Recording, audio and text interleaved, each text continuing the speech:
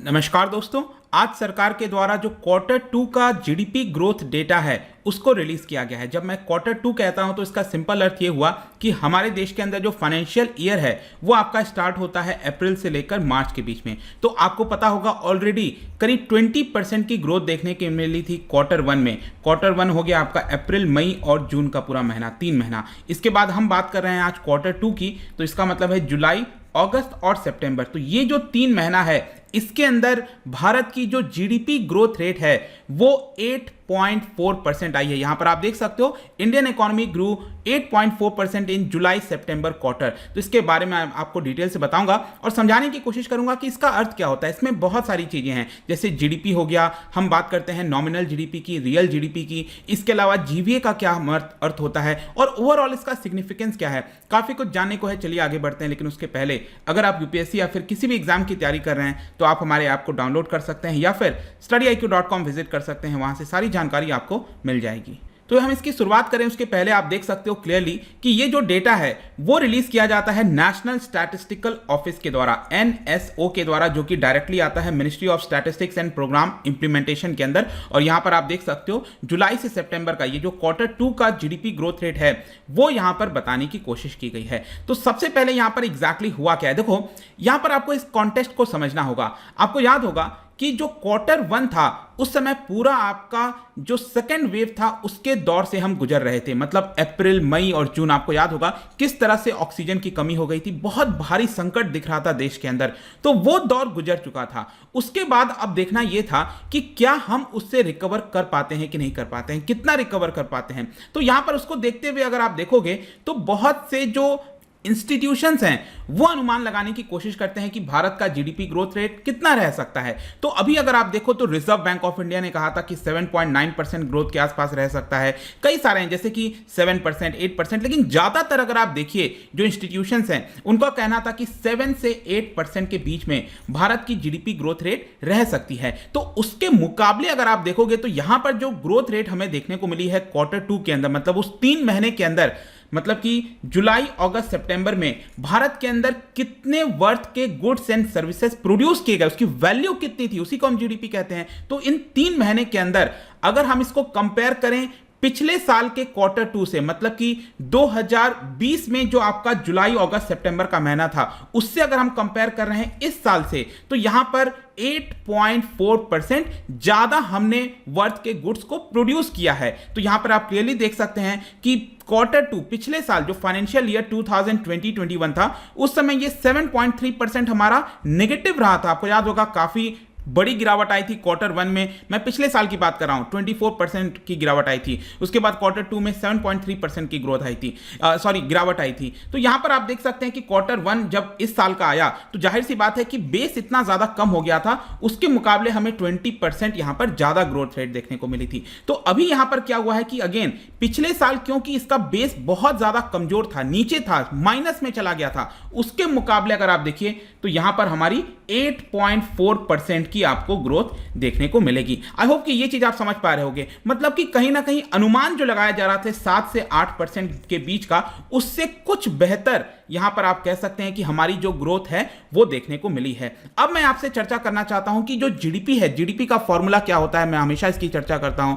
That is C+I+G+NX। मतलब कि यहां पर जीडीपी का अर्थ क्या है कि जितना भी एक्सपेंडिचर हुआ है, जैसे कंजम्पशन, मैं और आप जो घरों में लोग कंजम्पशन करते हैं उसमें कितने वर्थ के गुड्स का कंजम्पशन हुआ है, इन्वेस्टमेंट कितना हुआ है, गवर्नमेंट ने कितना एक्सपेंडिचर किया है, नेट एक्सपोर्ट मतलब एक्सपोर्ट माइनस इंपोर्ट कितना हुआ है। तो ओवरऑल अगर आप इसको ऐड कर दोगे तो ये आपका जीडीपी का डेटा निकल आता है। तो नीचे उसी का फिगर दिया हुआ है कि जो प्राइवेट कंजम्पशन है कितना है, गवर्नमेंट ने कितना एक्सपेंडिचर किया, इन्वेस्टमेंट कितना हुआ, प्राइवेट इन्वेस्टमेंट, और यहां पर एक्सपोर्ट इंपोर्ट बाकी चीजें आपको देखने को मिलेगा। अब आप यहां पर राइट साइड में देखिए 2020-21 में, पिछले साल क्वार्टर टू में यहां पर हमने कितने वर्थ के गुड्स को प्रोड्यूस किया था, करीब 32 लाख करोड़ के आसपास। यहां पे आप देख रहे हो ना 32 लाख करोड़ के आसपास। लेकिन इस साल क्वार्टर टू में, मतलब 2021-22 के फाइनेंशियल ईयर में, यहां पर हमने कितने वर्थ के गुड्स प्रोड्यूस किए हैं, 35 लाख करोड़ के आसपास। मतलब कि क्या हुआ, 32 लाख करोड़ से जम करके 35 लाख करोड़ के आसपास, और इसलिए यहां पर 8.4% की बढ़ोतरी हुई है। आई होप कि this thing is very very clear. लेकिन इसमें आपको ध्यान रखना है, ये जो मैंने आपको जो भी फिगर दिखा रहा हूं, ये फिगर रियल जीडीपी का है। रियल जीडीपी का मतलब जो बेस प्राइस हम कहते हैं ना, 2011-12 आपको पता होगा ये बेस ईयर है हमारा, राइट। तो 2011-12 में जो प्राइसेस थे, जो गुड्स को यहां पर काउंट किया जाता है उसके प्राइसेस क्या थे, उसके अकॉर्डिंगली एडजस्ट करके ये जो फिगर निकाला जाता है इसको हम कहते हैं रियल जीडीपी। और दूसरा अक्सर आप सुनते होंगे नॉमिनल जीडीपी के बारे में। तो नॉमिनल जीडीपी तो क्या होता है कि इस साल कितना प्राइस है उस गुड्स का, उसकी वैल्यू कितनी है। तो यहां पर क्लियरली आपको देखने को मिलेगा कि इस साल Q2 में 55 लाख करोड़ के जो गुड्स हैं उसको प्रोड्यूस किया गया था। और आप यहां पर देख सकते हो रियल जीडीपी में मैंने आपको क्या बताया, 2011-12 में, मतलब करीब 10 साल पहले कितने का प्राइस था, कितना वर्थ था उसका, तो ये करीब 35 लाख के आसपास था। इसलिए हमेशा आपको रियल जीडीपी की वैल्यू कम देखने को मिलती है in comparison to nominal GDP. लेकिन नॉमिनल जीडीपी यहां पर एक ध्यान देने वाली ये चीज है कि नॉमिनल जीडीपी में 17.5% की ग्रोथ आई है। तो बेसिकली नॉमिनल और रियल जीडीपी क्या दिखाते हैं, एक प्रकार से इन्फ्लेशन को दिखाते हैं। मतलब नॉमिनल जीडीपी इन्फ्लेशन को भी अपने अंदर में रखता है, और जितना ज्यादा गैप होगा रियल जीडीपी और नॉमिनल जीडीपी के बीच में, जितना ज्यादा गैप होगा इसका मतलब इन्फ्लेशन उतना ही ज्यादा है। और ये क्लियरली आपको देखने को मिलेगा। पिछले 3-4 महीनों से आप लगातार देख रहे होंगे देश के अंदर चर्चा हो रही है, कई सारे एक्सपर्ट्स कह रहे हैं कि यहां पर जो इन्फ्लेशन है वो बढ़ा है, और वही असर आपको देखने को मिल रहा है कि नॉमिनल जीडीपी बहुत ज्यादा है, 17.5% नॉमिनल जीडीपी है। लेकिन यहां पर जो रियल जीडीपी है जिसको हम अक्सर काउंट करते हैं वो आपका 8.4% है। तो ये तो हमको समझ में आ गया जीडीपी कितना है। लेकिन इसके अलावा एक और टर्म आप सुनते होंगे GVA, that is gross value added. तो जीडीपी तो हमें समझ में आ गया 8.4%, जो भी मैंने अभी आपको यहां पर बताया। लेकिन जीडीपी किसको दिखाता है, वो एक्सपेंडिचर साइड को दिखाता है। मतलब कि देश के अंदर जो लोग एक्सपेंडिचर कर रहे हैं, जैसे कंजम्पशन मैंने आपको बताया, गवर्नमेंट एक्सपेंडिचर करती है, प्राइवेट इन्वेस्टमेंट करती है, ये सारे क्या है, एक्सपेंडिचर है। लेकिन जो जीवीए है, ग्रॉस वैल्यू एडेड, ये बेसिकली सप्लाई साइड को दिखाता है, कितने गुड्स के चीजें जो है वो प्रोड्यूस हुई हैं। बेसिकली मतलब जैसे आपने मैन्युफैक्चरिंग सुना होगा, electricity, gas, construction, trade, hotel, transport, ये जो सप्लाई साइड है ना उसको रिप्रेजेंट करता है। तो जीवीए का वैल्यू कितना आया है, इट हैज कम अराउंड 8.5%। ठीक है, यहां पर भी आप अच्छे से फिगर देख सकते हो। 2020-21 में जो सप्लाई साइड था उसकी वैल्यू कितनी थी, 30 लाख करोड़ के आसपास, और इस साल Q2 में कितनी है, 32.8 लाख करोड़ के आसपास। मतलब कि ये जो बढ़ोतरी है वो क्या दिखा रहा है, ये दिखा रहा है 8.5% की ग्रोथ हुई है बेसिक, मतलब कि ग्रॉस वैल्यू एडेड में।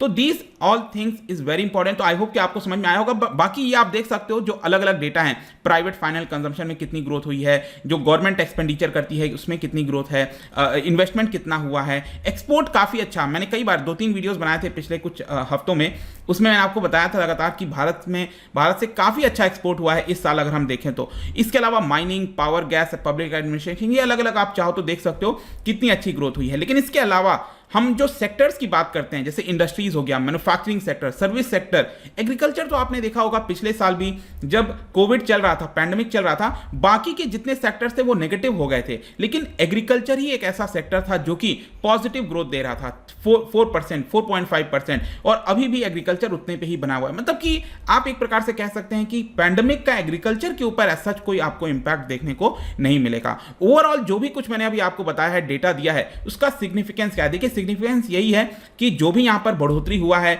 वो एक तो डिमांड की वजह से, क्योंकि कोविड के बाद बाहर लोग घूमने जाना चाहते हैं, कुछ खरीदना चाहते हैं, तो एक डिमांड इंप्रूव हुआ है। इसके अलावा वैक्सीनेशन जैसे जैसे इंप्रूव हो रहा है, लोग बाहर निकल रहे हैं, ये भी एक बहुत बड़ा कारण है। और तीसरा एक बेस इफेक्ट मैंने आपको बताया ना, क्योंकि पिछले साल इस क्वार्टर में 7.3% की गिरावट हुई थी, तो वो गिरावट क्योंकि इतना बड़ा हो जाता है उसकी वजह से आपको थोड़ा सा अच्छा ग्रोथ भी देखने को मिलेगा।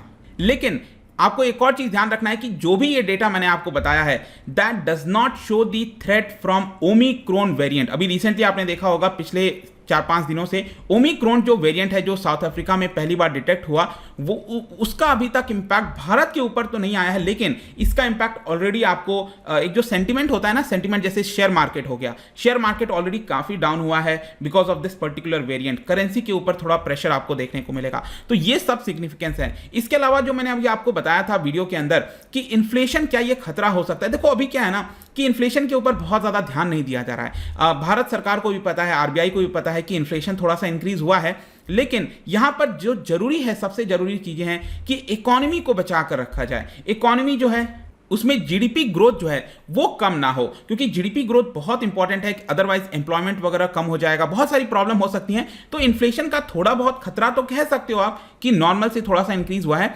लेकिन इसके ऊपर बहुत ज्यादा अभी के लिए ध्यान नहीं दिया जा रहा है, मेनली बिकॉज यहां पर ज्यादातर फोकस जीडीपी को बढ़ाने में ही है। और इसके अलावा भी मैं बता दूं कि आज ही यहां पर जो कोर सेक्टर होते हैं हमारे इकोनॉमी के, वो 8 इंपॉर्टेंट सेक्टर, कोल, क्रूड, नेचुरल गैस, रिफाइनरी, उसका भी डेटा सामने आया है जिसमें बताया गया है कि 7.5% की बढ़ोतरी आपको देखने को मिलेगी अक्टूबर के महीने में। तो ये पूरा वीडियो था रिगार्डिंग इंडिया का जो Q2 जीडीपी है, इससे रिलेटेड जो भी कुछ था मैंने आपको बता दिया। जाने से पहले एक इंटरेस्टिंग क्वेश्चन, यहां पर इकोनॉमी में अक्सर आप ट्रांसफर पेमेंट के बारे में सुनते होंगे, क्या बता सकते हो कि इन 4 ऑप्शन में से ट्रांसफर पेमेंट से रिलेटेड कौन सा स्टेटमेंट सही है? इसका राइट आंसर आपको पता ही है, मेरे इंस्टाग्राम पर तो मिलेगा ही, वहां पर अगर आप नहीं हो कोई बात नहीं, टेलीग्राम से भी ले सकते हैं इसका सही उत्तर। मैं कई सारे एमसीक्यूज यहां पर डालता रहता हूं स्टोरीज के फॉर्म में, आप जाकर प्ले कर सकते हो।